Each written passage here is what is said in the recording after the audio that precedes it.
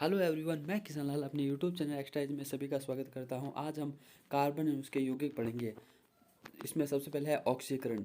किसी तत्व या यौगिक में ऑक्सीजन का जुड़ना ऑक्सीकरण कहलाता है। किसी तत्व या यौगिक से हाइड्रोजन का पृथक होना ऑक्सीकरण कहलाता है। किसी विद्युत ऋणात्मक तत्व फ्लोरीन, ऑक्सीजन, नियॉन, नाइट्रोजन और क्लोरीन आदि का जुड़ना ऑक्सीकरण कहलाता है। विद्युत ऋणात्मक तत्वों का जुड़ना ऑक्सीकरण कहलाता है या ऑक्सीजन का जुड़ना ऑक्सीकरण कहलाता है। और हाइड्रोजन का पृथक होना भी ऑक्सीकरण कहलाता है। जैसे कार्बन का दहन, जैसे C+O2 CO2 और C6H12O6 में सिक्स CO2 प्लस 6H2O अपचयन। जब किसी तत्व या यौगिक में ऑक्सीजन O2 पृथक होता है तो वह विक्रिया अपचयन कहलाती है। और जब किसी तत्व या यौगिक में हाइड्रोजन जुड़ता है तो विक्रिया अपचयन कहलाती है। यानी ऑक्सीजन का पृथक होना और हाइड्रोजन का जुड़ना अपचयन कहलाती है। विद्युत ऋणात्मक तत्व का जुड़ना अपचयन कहलाता है। जैसे कैल्शियम कार्बोनेट और calcium oxide plus CO2। Redox अभिक्रिया, जब किसी अभिक्रिया में ऑक्सीकरण एवं अपचयन अभिक्रिया साथ साथ होती है तो इसे रेडॉक्स अभिक्रिया कहते हैं। जैसे कॉपर सल्फेट में Fe का ऑक्सीकरण होकर फेरिक सल्फेट और कॉपर अलग हो जाएगा। कार्बन है उसके यौगिक में कार्बन आवर्त सारणी में संख्या 6 पर स्थित है। कार्बन आवर्त सारणी में संख्या 6 पर स्थित होता है और कार्बन में प्रोटॉन, इलेक्ट्रॉन और न्यूट्रॉनों की संख्या 6 होती है। और कार्बन चतुस्संयोजी होता है, यानी इसकी संयोजकता 4 होती है। इसमें श्रृंखलन का गुण पाया जाता है। कार्बन का परमाणु क्रमांक 6 होता है, द्रव्यमान संख्या 12 होती है। कार्बन यौगिक, कार्बन के साथ अन्य तत्वों से मिलकर बने यौगिकों को कार्बन यौगिक कहते हैं।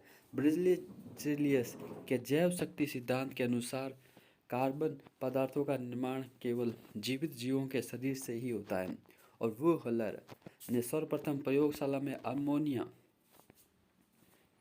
अमोनिया साइनेट को गर्म करके कार्बन पदार्थ यूरिया का संश्लेषण किया था। यह प्रथम संश्लेषण कार्बन यौगिक का था जो पुनः व्यवस्थापन किया गया। अमोनियम साइनाइड का हीट दिया दो। वर्तमान में कार्बनिक यौगिक हजारों की संख्या में पाए जाते हैं। इतनी संख्या में कार्बन यौगिक पाए जाने के दो मुख्य कारण: कार्बन का चतुस्संयोजी होना, कार्बन में 4 संयोजी इलेक्ट्रॉन होते हैं, अतः अष्टक पूर्ण करने के लिए कार्बन अन्य तत्वों के साथ 4 इलेक्ट्रॉनों के साथ साझा कर सहसंयोजी बंध कोवलेंट बॉन्ड बनाता है।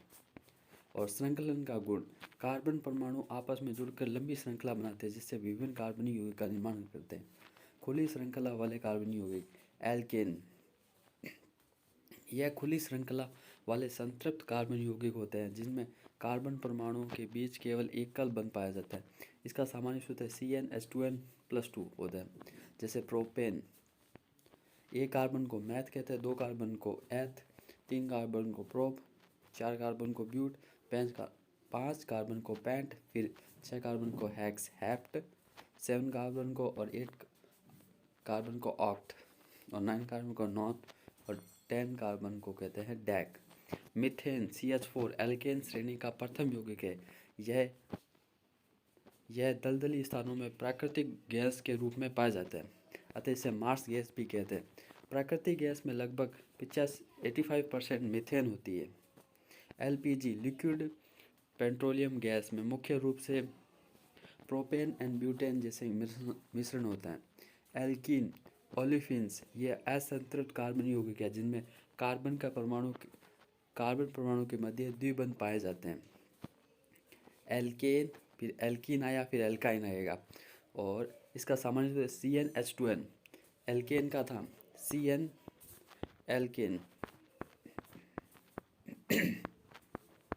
एल्केन का था CnH2n+2 और एल्कीन का हो जाएगा CnH2n। इसका प्रथम यौगिक C2H4 है। एथीन या इथाइलिन होता है जो फलों को पकाने में प्रयुक्त होता है। एल्काइन यह असंतृप्त कार्बनिक यौगिक होते हैं जिनमें कार्बन परमाणु के बीच त्रिबंध पाया जाता है। उदाहरण के लिए प्रोपाइन, एसिटिलाइन और एथाइन। इसका सामान्य तो CnH2n CnH2n-2 होता है। बंद श्रृंखला वाले कार्बनिक यौगिक, साइक्लिक कार्बनिक कंपाउंड। इन कार्बनिक यौगिकों में कार्बन श्रृंखला के सिरे के परमाणु अन्य अथवा आपस में जुड़कर एक वलय संरचना का निर्माण करते हैं। यदि वलय में कार्बन या हाइड्रोजन परमाणुओं के अलावा अन्य तत्व जैसे नाइट्रोजन, ऑक्सीजन और सल्फर आदि हो तो इसे विलय चक्रीय, विषम चक्रीय कार्बनिक यौगिक कहते हैं, जैसे थायोफीन, फ्लोरीन और पिरिडीन। यदि वलय संरचना में केवल कार्बन व हाइड्रोजन के परमाणु ही होते हैं तो इसे समचक्रीय कार्बनिक यौगिक कहते हैं। ये दो प्रकार के होते हैं, एलिसाइक्लिक जैसे साइक्लोब्यूटेन C4H8 और साइक्लोहेक्सेन C6H12। एरोमेटिक यौगिक, ये वे यौगिक होते हैं जिनमें विशेष गंध वाले कार्बनिक यौगिक होते हैं जो अनुनाद रेजोनेंस जैसी विशिष्टता प्रकट करते हैं, जैसे बेंजीन हो गया, फिनोल हो गया, टोलुइन हो गया। और कार्बन के अपरूप, कार्बन के विभिन्न रूप से रासायनिक गुणों में समानता किंतु भौतिक गुणों में अंतर होता है, कार्बनिक के अपरूप कहलाते हैं। मतलब कार्बनिक के अपरूप क्या होते हैं, जिनमें रासायनिक गुण तो समान होता है पर भौतिक गुण अलग अलग होता है। कार्बन के अपरूप दो प्रकार के होते हैं, क्रिस्टलीय, कार्बन के क्रिस्टलीय के रूप में हीरा, ग्रेफाइट और फ्लोरीन। अक्रिस्टलीय के रूप में कार्बन के अक्रिस्टलीय के रूप में उदाहरण है कोयला, चारकोल और कोक एंड काजन। हीरा कार्बन का क्रिस्टलीय अपरूप है। शुद्ध हीरा पारदर्शक रंगहीन होता है किंतु अशुद्धियों की उपस्थिति के कारण यह भिन्न भिन्न रंगों का होता है। यह कांच को आसानी से काट देता है। पूर्ण आंतरिक परावर्तन के कारण हीरा चमकता है। यह ताप और विद्युत का कुचालक होता है। ग्रेफाइट कार्बन का एक उपयोगी क्रिस्टल अपरूप है। ग्रेफाइट की संरचना जालक सतह के रूप में होती है और ग्रेफाइट विद्युत का सुचालक होता है क्योंकि ये एक युग्मक इलेक्ट्रॉन पाया जाता है।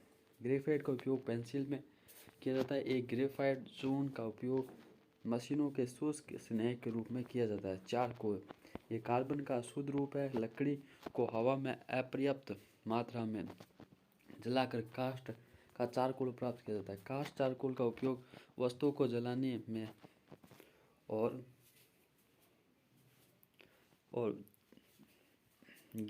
चारू बनाने में, गैस को अवशोषित करने में किया जाता है। वस्तुओं को सुचारू रूप से जलाने में, गैस को अवशोषित करने में आदि में किया जाता है। काजल का कार्बनिक पदार्थ को हवा में असंतृप्त मात्रा में जलाकर प्राप्त धुएं को कंबलों पर एकत्रित किया जाता है। जूते की पॉलिश काला रंग बनाने में और प्रिंटिंग की सही आंख में लगाने हेतु इसका उपयोग किया जाता है। कोयला, ये कार्बन के यौगिक का एक मुक्त मिश्रण है। यह ऊर्जा का अनवीनीकरण स्रोत है और कार्बन की मात्रा के आधार पर कोयला चार प्रकार का होता है। बिटुमिनस सामान्य किस्म का कोयला, एंथ्रासाइट उच्च कोटि का कोयला और लिग्नाइट भूरा कोयला और पीट सबसे निम्न स्तर का।